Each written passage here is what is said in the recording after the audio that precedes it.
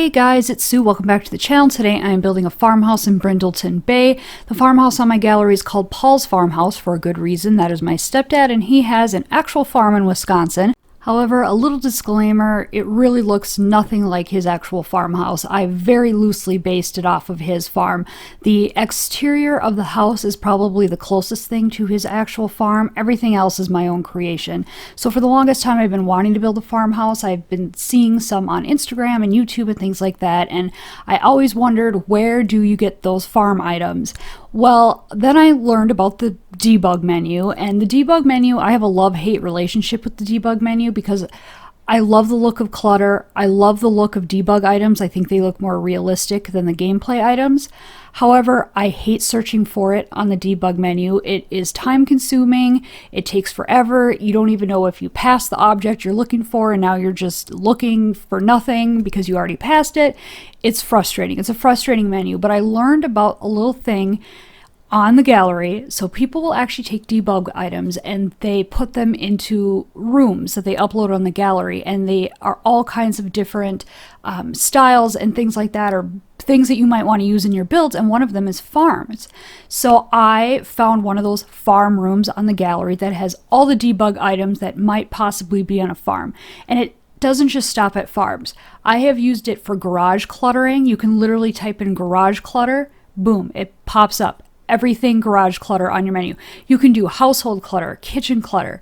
It makes things a lot easier because they have just condensed it down into a room that you just place on your lot and pull things from it as you need it, and then delete the room when you're finished. This has basically changed my life with using the debug menu. Yeah, sometimes you still need to go searching through the debug menu, and sometimes I just do it just to see what I can find because I always seem to find something new on there. And if you watch my speed builds and you see me constantly putting things on the lawn and taking it away and upside, that's just me going, ooh, what's this in the debug menu? What's that? What's this? And I might not even be necessarily trying to find it for the build I'm doing, but I'm just storing it, up in my brain for future reference. So the debug menu is just the best. And so now that I know about this gallery, and some of you out there probably already knew about it, but if you didn't, this is going to help you a lot. So literally just go to the gallery, type like kitchen clutter, debug, farm clutter, debug, farm debug, whatever. The rooms will pop up with everything in there for you. So to get the debug menu, you're going to do the cheats. So you got to do the Control-Alt-C, I think it is, and it opens up the little menu. You do the BB dot show live edit objects and BB dot show hidden objects, and your entire debug menu will be there for you. You can separate it by pack, all kinds of things like that. So the debug menu, if you want to learn how to clutter, like if you look at people's builds and their clutter is just like on point, they're using it from debug. So you need to start using it, and it's an amazing menu. And now that you can actually find stuff on the gallery to make your cluttering and whatnot easier, it's awesome. And I'm sure this has been here forever, but I just discovered it myself. So anyways, I had an interesting week at work with everything that is going on. I've kind of been talking about it every week because I work in healthcare. Well, it's very strange because we're in the middle of a health crisis and I work in healthcare, but we're slower than we've ever been. And so I actually took voluntary furlough until May 29th. So I am home every day, isolating myself in my house, which is where I want to be right now. And so this is good news for everybody who likes my channel because I am going to be uploading more because now I have so much time on my hands. Granted, I am spending a lot of that time playing Animal Crossing, but I'm going to be spending a lot more time on The Sims. So I am going to be trying hard to get some more builds up and do some more things and try to maybe go back to my almost daily content. We'll see.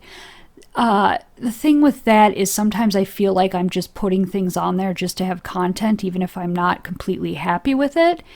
So I don't know if I want to go that route, but I am going to be posting more. I've kind of been in a sort of builder's block right now. So I was having kind of a heyday the last few months building houses, like building different styles of homes. Like I literally would just be like, what types of houses are there out there? And I would just Google that and I'd pick out a style of house and I'd build it.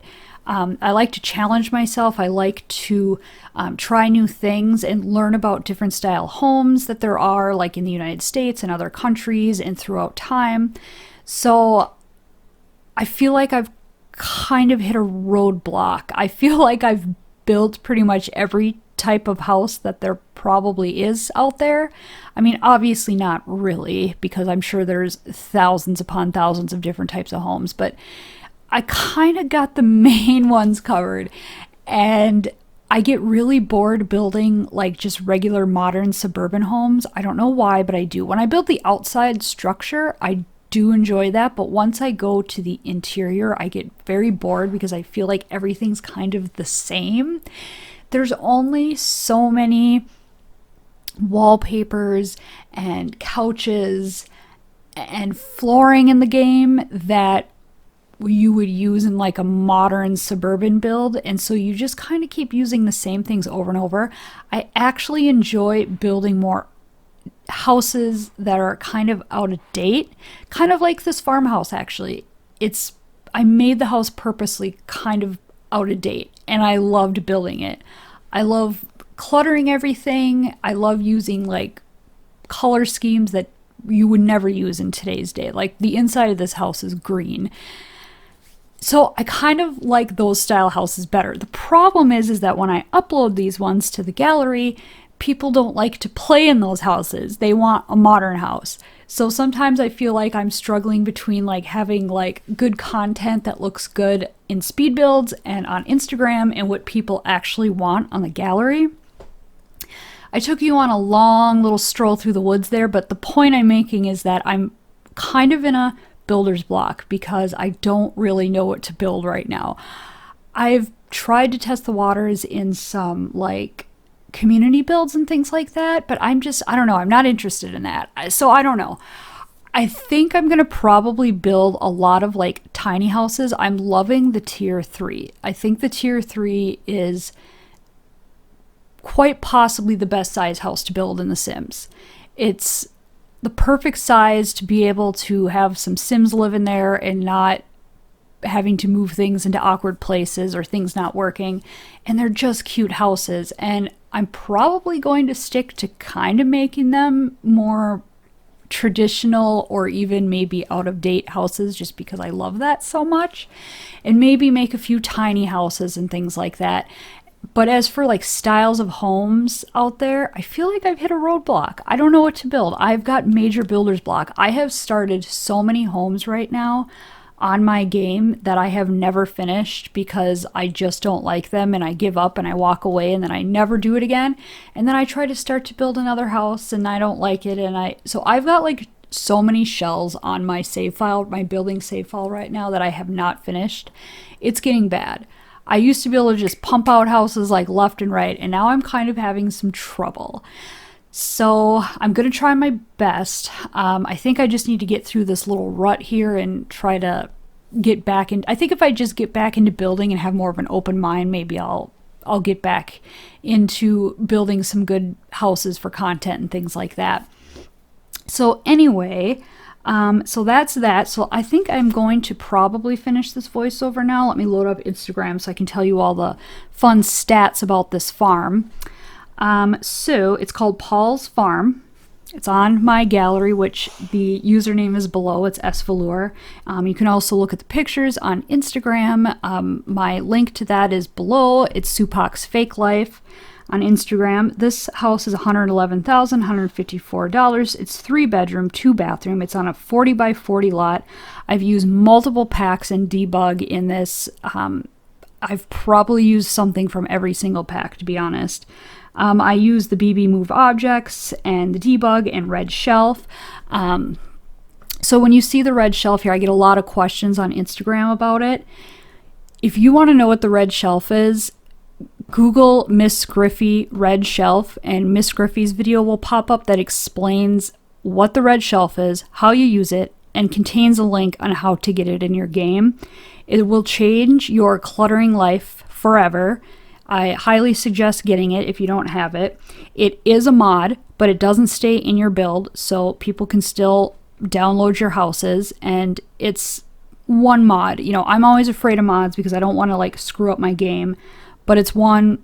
I've had several updates since I've put the red shelf mod in my game, and it hasn't like ruined anything. So I would just get it, because your life will be forever changed with the red shelf. Let's just put it that way. So that's the stats on that house. So I am going to probably end the voiceover here and start some music.